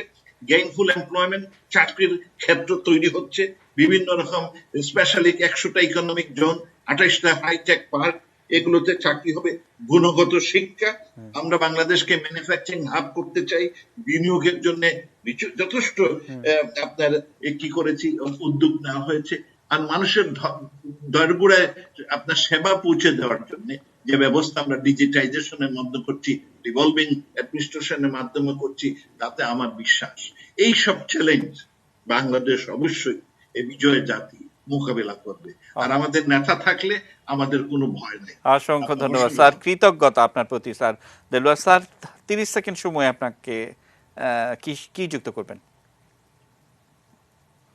না, মাননীয় পররাষ্ট্রমন্ত্রী সবকিছু বলেছেন, ওনার সাথে আমি একমত। তবে আমি মনে করি যে এই মাননীয় প্রধানমন্ত্রীর নেতৃত্বে বাংলাদেশের যে সাফল্য, এই সাফল্যগুলোকে কনসলিডেট করাটা একটি চ্যালেঞ্জ। এবং এটি আমরা এখন যে চ্যালেঞ্জটা আমরা দেখতে পাচ্ছি সেটা 2041-এর চ্যালেঞ্জ। এবং মাননীয় প্রধানমন্ত্রী তার জাতিসংঘের বক্তৃতায় একটা কথা বলছিলেন যে বাংলাদেশকে একটা নলেজ বেসড ডেভেলপ কান্ট্রিতে রূপান্তরিত করা, এবং সেটি রূপান্তরিত করার জন্য যে এই চ্যালেঞ্জগুলো আছে মাননীয় পররাষ্ট্রমন্ত্রী উল্লেখ করেছেন। আমার মনে হয় যে এগুলো আমাদের নিয়ন্ত্রণে আছে, এবং মাননীয় প্রধানমন্ত্রীর নেতৃত্বটা হচ্ছে আমাদের সবচেয়ে বড় শক্তি। এবং এই শক্তি দিয়ে আমরা এই যে চ্যালেঞ্জগুলো দেশে বিদেশে আছে সেগুলো কোনো ব্যাপারই না। কারণ বাংলাদেশ এই যে পর্যায়ে এসছে, উন্নয়নশীল রাষ্ট্রে পরিণত হয়েছে, এবং সামনের সময়গুলো আমাদেরকে একটু সতর্কভাবে এবং আমাদের সবাই একযোগে কাজ করে মাননীয় প্রধানমন্ত্রীর পাশে থাকতে হবে এবং আমাদের স্বপ্ন বাস্তবায়ন করতে হবে। অসংখ্য ধন্যবাদ আব্দুল্লাহ স্যার। শেষ করব আপনাকে দিয়ে, শেষ কথা কি হবে ভাবতে থাকুন, আমি আজাদ স্যারের কথা শুনে আসতে চাই। স্যার কি যুক্ত করবেন? আজাদ স্যার। মাননীয় পররাষ্ট্রমন্ত্রী এবং দেলোয়ার সাহেব যে পয়েন্টগুলো বলেছেন, এর বাইরে আমি বৈশ্বিক ক্ষেত্রে বলবো বড় চ্যালেঞ্জ হচ্ছে জলবায়ু মোকাবেলা। এই যে দেখেন, জলবায়ুর পরিবর্তনের কারণে 2040 সালে গ্লোবাল ওয়ার্মিং যে পর্যায়ে যাওয়ার কথা ছিল সেটি 2030-এ এটা ঘটে যাবে। আর মানে এই বিপদটা 10 বছরে এগিয়ে আসছে। এই গ্লোবাল ওয়ার্মিং এ আপনি চিন্তা করেন যে পৃথিবীর বিভিন্ন দেশে হিট ওয়েভ যাচ্ছে, ইভেন সাইবেরিয়াতে ধোঁয়া দেখা যাচ্ছে, গ্লেসিয়ার গুলো গলে যাচ্ছে, সমুদ্র পৃষ্ঠের উচ্চতা আরো বেড়ে যাবে। এই ক্ষেত্রে এই গ্লোবাল চ্যালেঞ্জ হচ্ছে বড়, এই ক্লাইমেটটাকে মোকাবেলা করা। কি করে 1.5 ডিগ্রির মধ্যে গ্লোবাল ওয়ার্মিংটাকে রাখা যায় এবং উন্নত দেশগুলোকে বাধ্য করা যে তুমি বেশি কার্বন এমিট করবে না, এবং এই যে উন্নয়নশীল দেশগুলোকে যে পরিমাণ আর্থিক সাহায্য। স্যার আমরা শেষ করব, একেবারে শেষ পর্যায়ে চলে এসেছি। আব্দুল্লাহ স্যার শেষ হবে আপনার কথা শুনে, কি বলে শেষ করবেন? ধন্যবাদ। যেহেতু আমি ডাক্তারের সাথে একটা পয়েন্ট অ্যাড করছি, এবং মানে পড়াশোনা যাওয়া সবাই একমত। আমার মাননীয় প্রধানমন্ত্রীকে একটা শক্ত হাতে, বিশেষ করে আমাদের যে অভিযোগগুলা, আমরা প্রায় সবকিছু বলা হয়েছে, দুর্নীতি মুক্ত একটা সমাজ ব্যবস্থা, প্রশাসন ব্যবস্থা যেন মাননীয় প্রধানমন্ত্রী উপহার দিতে পারেন, আমাদের যেন এই দুর্নীতির অভিযোগগুলো, অযোগ্যতা, অদক্ষতা, কেনাকাটা, এটি যে আজে বাজে কথা, এগুলো যেন আমাদের আর শুনতে না হয়। এই ব্যাপারে আমার মনে হয় প্রধানমন্ত্রী আরেকটু জরুরি পদক্ষেপ নেবেন। আর জনগণকে একটা কথা বলবো, এই যে করোনা কিন্তু অনেকটা আমাদের নিয়ন্ত্রণে চলে আসে, এখন তো 3% কম, ডেঙ্গুও কমে আসতেছে। আমাদের খেয়াল রাখতে হবে আমরা যেন আত্মতৃপ্তিতে না ভুগি। এই যে কমে আসতেছে, এতে করে যেন আবার ঢিলে ঢালা ভাব, গা ছাড়া ভাব, স্বাস্থ্যবিধি না, এইসব যেন আমরা না করি। করোনা থেকে বাঁচার তো একটাই রাস্তা, স্বাস্থ্যবিধি মানে, অর্থাৎ মাস্ক পরা, হাত ধোয়া, শারীরিক দূরত্ব, এগুলো সবাই জানেন। এবং টিকার ব্যবস্থা করতে, টিকার ব্যবস্থা হয়ে যাচ্ছে। আগামীতে যেন এই দেশে টিকা তৈরির ব্যবস্থা করা হয়, এই দেশেই যেন টিকা হয়। আমরা আমাদের প্রয়োজন মিটে প্রয়োজন আমরা বাইরে রপ্তানি করব, এমনকি গরিব দেশগুলোকে যেন আমরাই সহযোগিতা করতে পারি। এই ব্যাপারেও মনে হয় বাস্তবসম্মত পদক্ষেপ নেওয়া দরকার। ডেঙ্গু তো আগামী মনে হয় এই মাস মধ্যে অবশ্যই করা যাবে, এবং সারা বছর ব্যাপী, শুধু ডেঙ্গু আসলে তখন এই মশা মারার এই উদ্যোগ এগুলো না নিয়ে সারা বছর ব্যাপী যেন এই অভিযানগুলো চালিয়ে করা হয়, এটার জন্য একটু বাস্তবসম্মত পদক্ষেপ নেওয়া উচিত। আবারও আমি মানে প্রধানমন্ত্রীর দীর্ঘায়ু কামনা করি, উনি যেন ভালো থাকেন, উনি যেন সুস্থ আমরা থাকেন। শেষ করব একেবারে শেষ পর্যায়ে। মাননীয় পররাষ্ট্রমন্ত্রী কি কিছু বলতে চান কিনা শেষবারের মতো আমরা শেষ করব। মাননীয় পররাষ্ট্রমন্ত্রী আনমিউট করে, আনমিউট করে স্যার। হ্যাঁ হ্যাঁ। মাননীয় প্রধানমন্ত্রীর 75তম জন্ম সময়ে আমাদের একটিই প্রার্থনা, যে আমাদের মাথার মুকুট, আমাদের দেশের আশীর্বাদ, শেখ হাসিনা যেন দীর্ঘায়ু থাকেন এবং আমাদের নেতৃত্বে যিনি থাকেন, তাহলে আমরা আমাদের এই বিভিন্ন রকম সমস্যা, তার পরিপক্কতা, তার প্রচেষ্টা এবং তার আন্তরিকতা, সেইগুলো সামনে থাকলে অবশ্যই where there is a will there is a way, ইচ্ছা থাকলে উপায় হয়। মাননীয় প্রধানমন্ত্রী প্রমাণ করেছেন। আমরা শেষ কথা হচ্ছে, উনাকে আমরা রেখে ইনশাআল্লাহ আমাদের সোনার বাংলা, বঙ্গবন্ধুর স্বপ্ন সোনার বাংলা আমরা অবশ্যই অর্জন করতে পারি। স্যার আপনাদের চারজন আমার অসম্ভব প্রিয় মানুষ, সবাইকে কৃতজ্ঞতা জানাবো। আমি কৃতজ্ঞতা জানিয়ে শেষ করতে চাই। দর্শক, এই ছিল আমাদের আজকের আয়োজন। রাত 1:10 অনুষ্ঠান পুরো প্রচারিত হয়, দেখার আমন্ত্রণ থাকলো। ভালো থাকবেন, এটি নিউজের সঙ্গে থাকবেন। শুভরাত্রি।